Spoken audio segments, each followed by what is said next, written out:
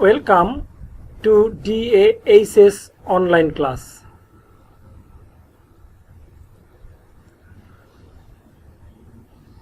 প্রিয় শিক্ষার্থীবৃন্দ, ধামালকোট আদর্শ উচ্চ বিদ্যালয়ের অনলাইন ক্লাসে তোমাদেরকে স্বাগত জানাচ্ছি।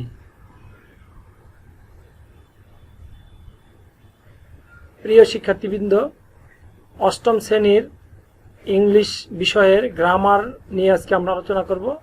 গ্রামারের ভিতরে তোমাদের যে ট্রান্সফরমেশন অফ সেন্টেন্স আছে সেখান থেকে আমরা আজকে ভয়েস নিয়ে কথা বলবো।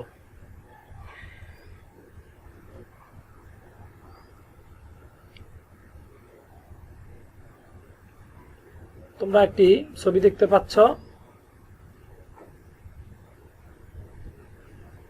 এবং একটি আপেলের আরো একটি ছবি দেখতে পাচ্ছ। আমাদের একটি সেন্টেন্স দেখো, মুস্কান ইটস অ্যান আপেল। আরো একটি প্রশ্ন সেন্টেন্স দেখো, an apple is eaten by Muskan.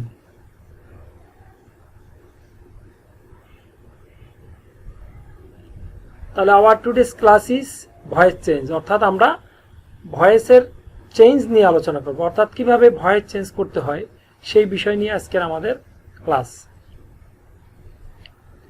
আমরা লার্নিং আউটকামস যদি বলি যে আমরা ভয়েস চেঞ্জ থেকে আমরা কি শিখতে পারবো। আফটার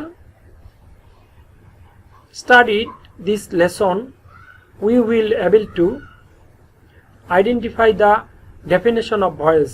ভয়েসের সংজ্ঞা আমরা শিখতে পারবো বা জানতে পারবো। Identify the classification of voice, ভয়েসের শ্রেণী বিভাগ সম্পর্কে আমরা জানতে পারবো।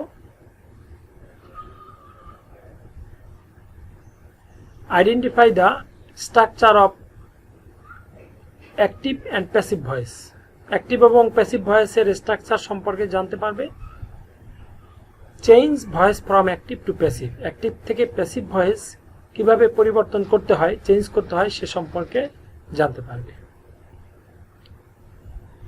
ভয়েস চেঞ্জের অনেক নিয়ম কানুন আছে, অনেক পদ্ধতি আছে। আমরা সহজভাবে কিভাবে ভয়েস চেঞ্জ করা যায় সেই বিষয়ে আমরা একটু আলোকপাত করব। তার আগে আমরা জানব হোয়াট ইজ ভয়েস। ভয়েস কি আমরা যদি জানি, আমরা যদি বলি, so voice is a formation of verb by which subject does something itself or something is done by subject.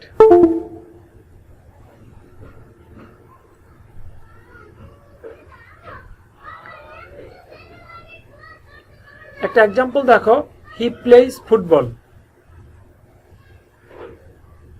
এটাকে যদি আমরা ভয়েসটাকে যদি আমরা চেঞ্জ করি, football is played by him. Kinds of voice, যদি আমরা প্রকার ভেদে যাই যে ভয়েস কত প্রকার, আমরা পাবো দুই প্রকার ভয়েস। একটা হলো অ্যাক্টিভ ভয়েস। অ্যাক্টিভ ভয়েসটা কি? when the subject does something itself, অর্থাৎ সাবজেক্ট যখন কোনো কাজ করে সেটা হলো অ্যাক্টিভ ভয়েস।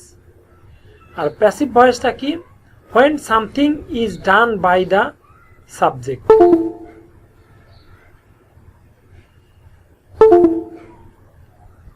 কিছু যদি সাবজেক্ট সম্পর্কে বলা হয় সেটা হলো প্যাসিভ ভয়েস।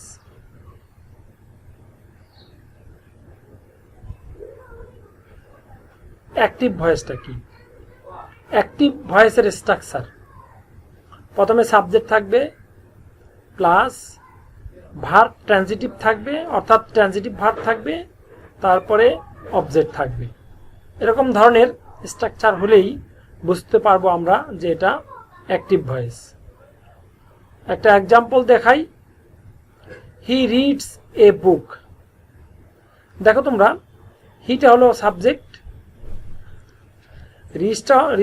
রিডসটা হলো ভার্ব ট্রানজিটিভ, আর এ বুক এটা হলো অবজেক্ট।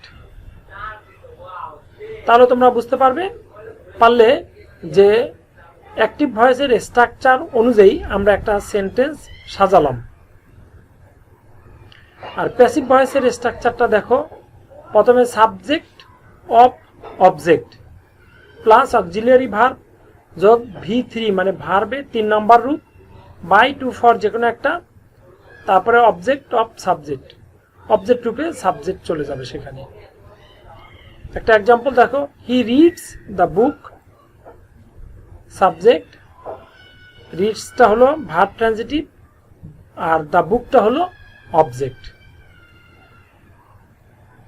আর এটার উত্তরটা যদি আমরা বলি the book is read by him, অর্থাৎ আমাদের দেখো হি রিডস দ্য বুক এটা অ্যাক্টিভ ভয়েসে আছে, আর এটা প্যাসিভ ভয়েসে যখন যাবে তখন হবে the book is read by him. Subject of object হিসেবে পড়ছে, ইজটা হলো অক্সিলিয়ারি ভার্ব হিসেবে পড়ছে, আর রিডটা হলো ভার্বের 3 নম্বর রূপ পড়ছে, আর বাইটা আমাদের বাই হিসেবে পড়ছে, হিমটা অবজেক্ট অফ সাবজেক্ট, সাবজেক্টটা অবজেক্ট হিসেবে যাইয়া আমাদের শেষে পড়ছে। আমি এই বিষয়টা একটু পরে আরো ক্লিয়ার করে আলোচনা করে দিব, আশা করছি তোমরা এটা বুঝতে পারবে তখন। আমাদের list of some subject and their object, আমাদের এই জিনিসগুলো কিছু আমাদেরকে জানতে হবে, এইগুলো আমাদেরকে শিখতে হবে যে কতগুলো সাবজেক্ট আছে, সেটার অবজেক্ট ফর্মে যাই আমাদের কি হবে, এই জিনিসগুলো আমাদের জানা অত্যন্ত জরুরি বা প্রয়োজন। সাবজেক্টে যদি আই থাকে তাহলে অবজেক্টে যাই মি হবে, সাবজেক্টে যদি উই থাকে অবজেক্টে আস হবে, সাবজেক্টে ইউ থাকলে অবজেক্টে ইউ থাকবে, সাবজেক্টে যদি দে থাকে অবজেক্টে দ্যাম হবে, সাবজেক্টে হি থাকলে অবজেক্টে হিম হবে, সাবজেক্টে যদি সি থাকে অবজেক্টে হার হবে, আর সাবজেক্টে যদি কোনো নাম থাকে, যে কোনো নাম থাকলে তাহলে অবজেক্টেও সেই নামটাই হবে। তারপরে সাবজেক্টে যদি দ্য পেন থাকে অবজেক্টেও দ্য পেন, সাবজেক্টে যদি অ্যানিমেলস থাকে অবজেক্টেও অ্যানিমেলস। অর্থাৎ এই জাতীয় তোমাদের সাবজেক্ট এবং অবজেক্টটাকে তোমাদের পরিবর্তন করতে হবে। আমাকে ভয়েস চেঞ্জ করতে হলে অবশ্যই আমার এই লিস্টটা আমাকে জানতে হবে, এই লিস্টটা আমার মুখস্থ থাকা লাগবে। এরপর আরো একটা লিস্ট আছে আমি তোমাদেরকে দেখাবো, সেই লিস্টটাও তোমাদেরকে জানা জরুরি। Auxiliary verb of passive voice, অর্থাৎ প্যাসিভ ভয়েস করতে হলে তোমার কোন কোন অক্সিলিয়ারি ভার্ব লাগবে সেটা হচ্ছে দেখো, ইন দ্য অ্যাক্টিভ ভয়েসেস, এই অ্যাক্টিভ ভয়েসে যদি প্রেজেন্ট ইনডেফিনিট টেন্স থাকে, অ্যাক্টিভ ভয়েসে প্রেজেন্ট ইনডেফিনিট টেন্স থাকবে, প্যাসিভ ভয়েসে যাইয়া তুমি সেটাকে এম ইজ আর যে কোনো একটা অক্সিলিয়ারি ভার্ব বসাবে। আর প্রেজেন্ট কন্টিনিউয়াস টেন্স যদি থাকে অ্যাক্টিভ ভয়েসে, তাহলে তোমার প্যাসিভ ভয়েসে যাইয়া অক্সিলিয়ারি ভার্ব হিসেবে এম ইজ আর এর সাথে একটা বিং বসাবে, অর্থাৎ am being, is being, are being. Active ভয়েসে যদি প্রেজেন্ট পারফেক্ট টেন্স হয়, অ্যাক্টিভ ভয়েসটা যদি প্রেজেন্ট পারফেক্ট টেন্স হয়, তাহলে প্যাসিভ ভয়েসে গিয়ে সেটা হ্যাভ বিন, হ্যাজ বিন করবে, অক্সিলিয়ারি ভার্ব হিসাবে হ্যাভ বিন, হ্যাজ বিন বসবে। আর অ্যাক্টিভ ভয়েসে যদি প্রেজেন্ট পারফেক্ট কন্টিনিউয়াস টেন্স হয়, তাহলে হ্যাভ বিন, হ্যাজ বিনের সাথে হ্যাভ বিন বিং হবে আর হ্যাজ বিন বিং হবে।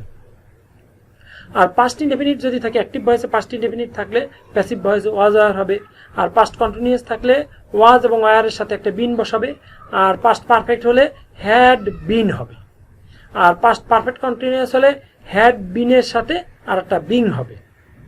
এরপরে ফিউচার ইনডেফিনিট টেন্স হলে শ্যাল বি, উইল বি হবে, ফিউচার কন্টিনিউয়াস হলে শ্যাল বি বিং আর উইল বি বিং, অর্থাৎ শ্যাল বি আর উইল বি এর সাথে একটা বিং যোগ হবে।